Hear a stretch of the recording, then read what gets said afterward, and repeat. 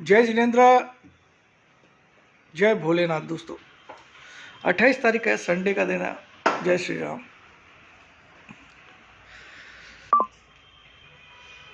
तो लेट्स 28 तारीख और आज तो कुछ है नहीं मार्केट, तो चलिए ऐसे ही बात करते हैं हम लोग।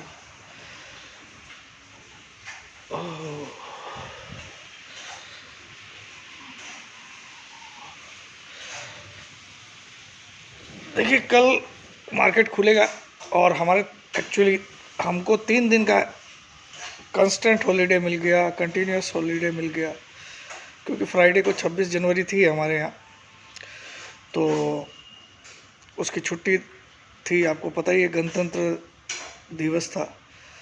तो फ्राइडे के मार्केट को भी हमको जो ग्लोबली हुआ है उसको भी हमको इस मंडे को देखना है कि मार्केट उसको भी रिएक्शन में लेगा कि नहीं लेगा। और ओवरऑल अगर मैं बोलूँ तो देखिए, सीरीज़ का पहला दिन मंडे को स्टार्ट होगा इस बार, क्योंकि फ्राइडे को छुट्टी थी। ज़्यादातर सीरीज़ हमेशा फ्राइडे के दिन स्टार्ट होती है, नई सीरीज़, क्योंकि थर्सडे को हमेशा मंथली एक्सपायरी होती है। लेकिन कभी कभार जब फ्राइडे को छुट्टी होती है तो मंडे से सीरीज़ स्टार्ट होती है। सीरीज़ स्टार्ट होगी मंडे यानी कि कल से यानी कि 29 तारीख से 29 जनवरी। अभी मंथली क्लोजिंग नहीं आई है। मंथली क्लोजिंग जो आएगी वो 31 जनवरी को आएगी। मंथली क्लोजिंग क्या होती है और सीरीज़ एक्सपायरी क्या होती है, ये डिफरेंस तो आपको सबको पता होगा, फिर भी मैं बताता हूँ। मंथली क्लोजिंग हमेशा कैलेंडर मंथ से आती है। कैलेंडर मंथ मतलब कैलेंडर का जो मंथ ख़त्म होता है, जिस दिन last trading day of the month होता है। सपोज 29 तारीख को मंथ ख़त्म हो रहा है और 30 और 31 को सैटरडे एंड संडे है, तो 29 की क्लोजिंग को मंथली क्लोजिंग कहा जाएगा।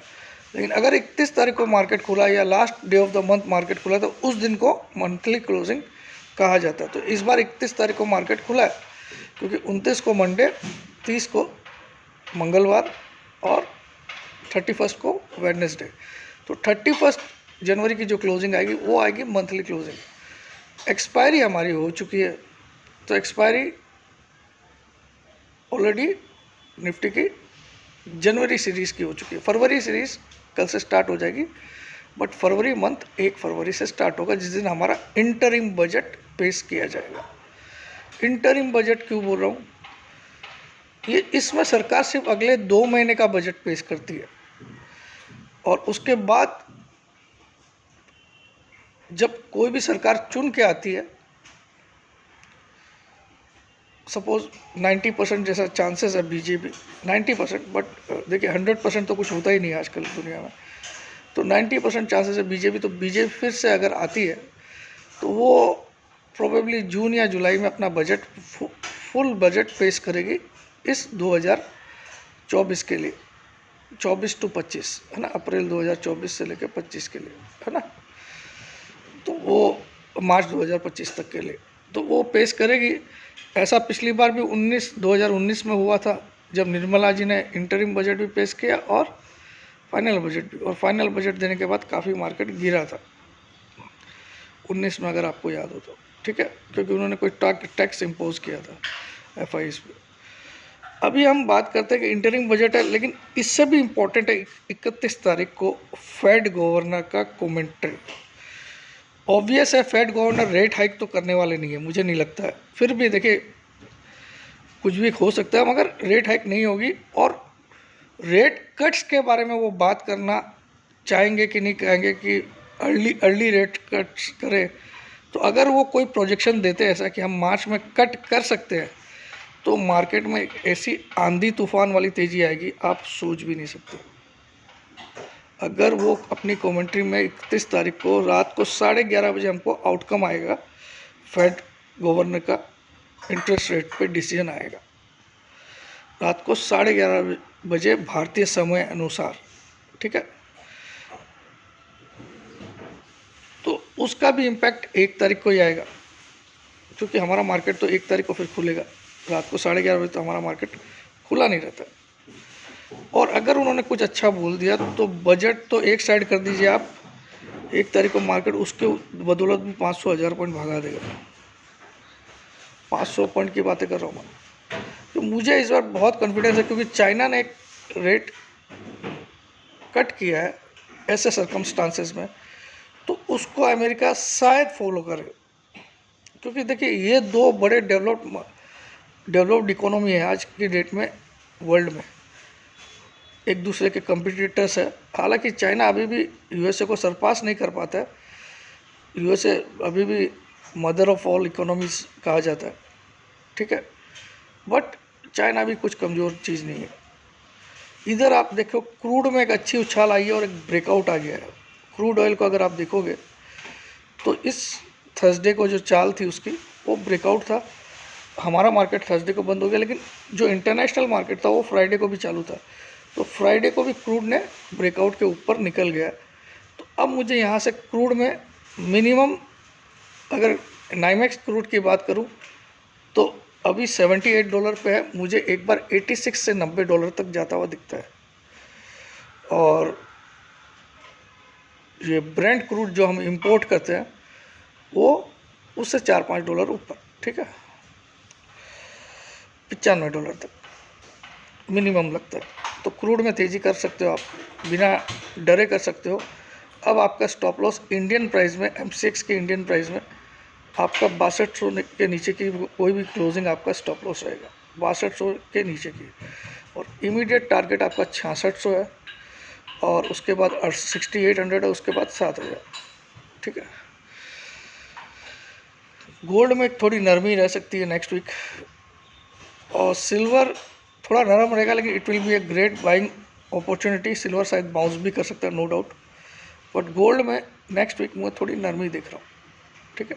ये मेरा पर्सनल व्यू है भैया, आप किसी भी जानकार व्यक्ति से सलाह लेके ही अपना काम करिएगा।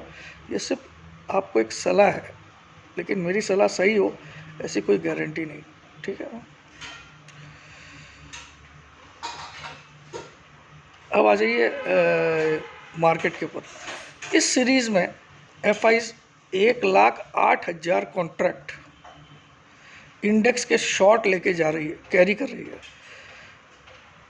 थर्सडे इटसेल्फ, इस थर्सडे को उन्होंने 1,00,000 कॉन्ट्रैक्ट नए शॉर्ट ऐड किए। 1,00,000 कॉन्ट्रैक्ट नए शॉर्ट किए एक ही दिन में इंडेक्स फ्यूचर में। आप देख लेना वो डाटाज में, तो इंडेक्स फ्यूचर में उनके 8,800 करीब शॉर्ट थे, उन्होंने नए 1,00,000 ऐड किए, और लगभग 1,08,000 कॉन्ट्रैक्ट वो नेट शॉर्ट कैरी कर रहे हैं सीरीज़ के पहले दिन, जो कि कल स्टार्ट होगा। और इसके पहले 2 बार ऐसा हुआ है जब 1,20,000 या 94,000 से स्टार्ट किया उन्होंने शॉर्ट कैरी करना, और उन दोनों सीरीज़ में मार्केट 2,200 से लेकर 3,000 पॉइंट भागा है। ये दिखाता है कि हमारे जो क्लाइंट है और हमारे जो DIs है, आज उनका मनी पावर इतना स्ट्रॉन्ग है कि FIs के ये जो बिक्री के आंकड़े आते हैं 5,000 करोड़, 3,000 करोड़, 6,000, उसको काउंटर करते हैं हमारे DIs मतलब डोमेस्टिक इंस्टीट्यूशनल इन्वेस्टर्स। और साथ में हमारे क्लाइंट यानी कि we people are termed as client in the data sector. जो डाटाज आते हैं फ्यूचर्स के, उसमें 4 पार्टीज़ होती है। एक होती है FIIs, फॉरेन इंस्टीट्यूशनल इन्वेस्टर्स, दूसरा होता है DIIs, domestic institutional investor. Foreign institutional investors तो आप जानते हैं कि फॉरेन की एंटिटी जो इंडियन मार्केट में काम करती है, लेकिन डोमेस्टिक में जैसे ये जितने हमारे म्यूचुअल फंड है या बड़े फंड हाउसेज है, ये डोमेस्टिक इंस्टीट्यूट। क्लाइंट में हम लोग आते हैं, वी पीपल, जो हमारा नॉर्मल इंडिविजुअल का अकाउंट होता है वो क्लाइंट की कैटेगरी में आते हैं। चौथी कैटेगरी होती है प्रो का मतलब होता है जो ब्रोकिंग हाउसेज होते हैं, जैसे आनंद राठी, मोतीलाल ओसवाल, या फिर अब जेरोदा, वॉट एवर, जब वो खुद के लिए ट्रेड करते हैं। एक तो हमारा अकाउंट अगर जेरोदा में है तो हम अपने लिए ट्रेड कर रहे हैं, उससे जेरोदा को लेन देन नहीं है, ठीक है, वो हमारा इंडिविजुअल अकाउंट हुआ। लेकिन जब जेरोदा खुद के लिए ट्रेड करता है, या आनंद राठी खुद के लिए ट्रेड करता है, या मोतीलाल ओसवाल खुद के लिए ट्रेड करता है, चाहे एंजल ब्रोकिंग वाला खुद के लिए ट्रेड करता है, तो उसको प्रो की कैटेगरी दी जाती। ये मेरी छोटी सी जानकारी, अगर आपको गलत लगे तो बताइएगा, ठीक है।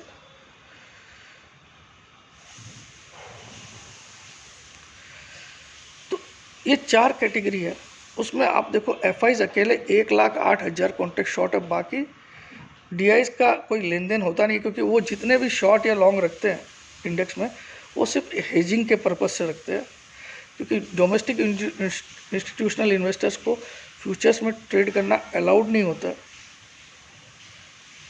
सिर्फ हेज पर्पस के लिए वो ट्रेड कर सकते हैं।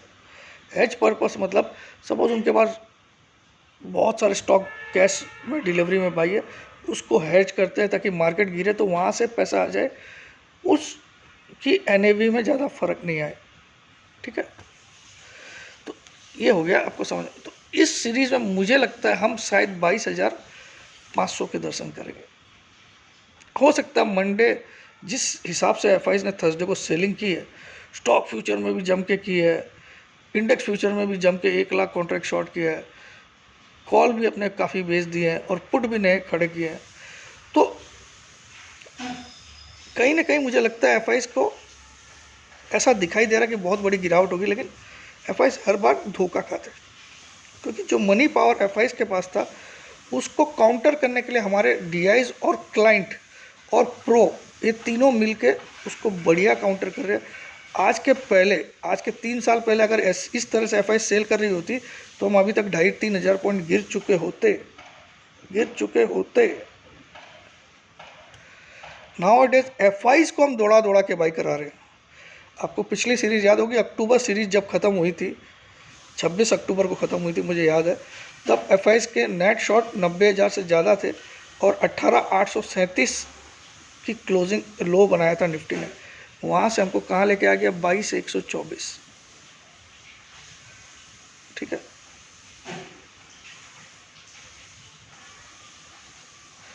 तो और एफआईज नेट लॉन्ग भी आ गए थे, अब वापस से शॉर्ट आ गए, तो ये या तो स्ट्रेटेजी है या कोई ऐसा, मुझे नहीं लगता कि एफआईज हर बार इस तरह से हारने के लिए शॉर्ट करती है, या तो कोई सेटिंग चल रही डाटा में कि एफआईज के ही लोग क्लाइंट बन के बाई कर लेते और एफआईज उधर अपने आप को सेल दिखा देती है। ये सेबी को देखना चाहिए, मुझे लगता है कि ये डाटाज इतने क्लियरली दर्शा नहीं रहे जो दिखना चाहिए। जो मार्केट में हो रहा है वो ये डाटाज नहीं दर्शा रहे। अगर आप डाटाज को देखते हो चले और एफआईज को आप स्मार्ट ट्रेडर्स माने और उनको फॉलो करें तो आपकी चड्डी उतर जाएगी अभी, ठीक है। ये पिछली 2-3 क्लियरिंग मैं देख चुका हूँ, जून में भी ऐसा ही हुआ था और ये अक्टूबर में भी ऐसा ही हुआ था, और ये इस बार फरवरी सीरीज़ भी इसी तरह से लोग इसी नोट पे स्टार्ट कर रहे हैं। तो ये बहुत ख़तरनाक चीज़ हो रही है जो सेबी क्यों नज़रअंदाज कर रही है मुझे नहीं मालूम। अगर एफआईज इतना बेवकूफ़ लोग है तो फिर मुझे नहीं लगता एफआईज को कभी स्टॉक मार्केट में आना चाहिए। हमेशा आप देखिए वो बॉटम पे शॉर्ट कर रहे हैं और टॉप पे वो बायर बन जा रहे हैं, आप खुद चेक कर लीजिए। अगर मैं रॉन्ग निकलूँ तो मुझे जवाब देना। और ऐसा तभी हो सकता है जब मैं एक सेकेंड पार्टी को, हिडन एंटिटी को खड़ा कर दूं, वो मेरा ही काम कर रहे हैं लेकिन वो एज ए क्लाइंट बन के कर रहे हैं, ठीक है। क्योंकि क्लाइंट में भी एचएनआई क्लाइंट जो होते हैं वो high net worth high net worth investor कहा जाता है, जिनके बड़े काम होते हैं उसको एचएनआई भी कहा जाता है। वो भी प्रो की कैटेगरी में ऐड किए जाते हैं, तो प्रो बन के भी खरीद रहे होंगे या सेवरल क्लाइंट्स बन के खरीद रहे होंगे, ठीक है। तो आप एक चीज़ और इंटरेस्टिंग मैं बता रहा हूँ कि जिस दिन एफआईज ने इस थर्सडे को 1,00,000 कॉन्ट्रैक्ट्स नए शॉर्ट ऐड किए, उतने ही कॉन्ट्रैक्ट्स प्रो और क्लाइंट ने मिल के लिए, आप चेक कर लीजिए। अब इस पे सेबी क्यों चुप बैठी रहती है मुझे नहीं मालूम। ये डाटा में जरूर गोलमाल है, इतना मैं बड़े दावे से बोल रहा हूँ। क्यों यार, ये लोग इतने बड़े एफआईज घाटा खाने के लिए तो नहीं खेलते भाई। इतनी बड़ी रकम लगा के जब खेलते हो तो घाटा खाने वाला, ये हमारे 20-30 हज़ार रुपये के हम ऑप्शन लेते हैं वो घाटा खा सकते हैं हम, क्योंकि हमारे पास ऐसा कोई बैकअप नहीं है जो हम मार्केट को उतार चढ़ाव कर सके, ठीक है। लेकिन इनका पास तो बहुत बड़ा बैकअप है, और ये अगर घाटा खा रहे तो there is something wrong going on, है ना। रॉन्ग क्या है, अगर आप चेक कर लो इस थर्सडे को कि क्लाइंट ने खरीदा 49,000 कॉन्ट्रैक्ट एक ही दिन में। क्या क्लाइंट की इतनी ताकत हो गई आजकल रिटेलर्स की कि 49,000 कॉन्ट्रैक्ट इंडेक्स फ्यूचर के खरीद ले एक ही दिन में, और 45,000 कॉन्ट्रैक्ट खरीदा प्रो ने एक ही दिन में। उतने ही कॉन्ट्रैक्ट लगभग एफआईज ने बेचे। तो ये क्या सिर्फ उल्लू बनाने के लिए फिगर इधर से उधर किए गए? ये क्वेश्चन मेरे दिमाग में है भाई। मैं तो इतना एक्सपर्ट हूँ नहीं, लेकिन जो मोटी मोटी मेरी अक्ल चलती है उससे मैंने ये अंदाज़ा लगा। मैं यहाँ क्लेम नहीं कर रहा हूँ कि ऐसा हो रहा है, ठीक है सेबी साहब, मैं यहाँ क्लेम नहीं कर रहा हूँ, लेकिन जो मेरी मोटी अक्ल बताती है वो कहीं ना कहीं कोई घपला हो रहा है, ठीक है। बाकी आप समझदार हो। अगर कल मार्केट थोड़ा भी नीचे रहता है, जो रह भी सकता है इम्पोर्टेंट, लेकिन ये कल का दिन ही बॉटम बनेगा। अगर कल नीचे रहता है तो वो बॉटम है, लिख लीजिए आप बस।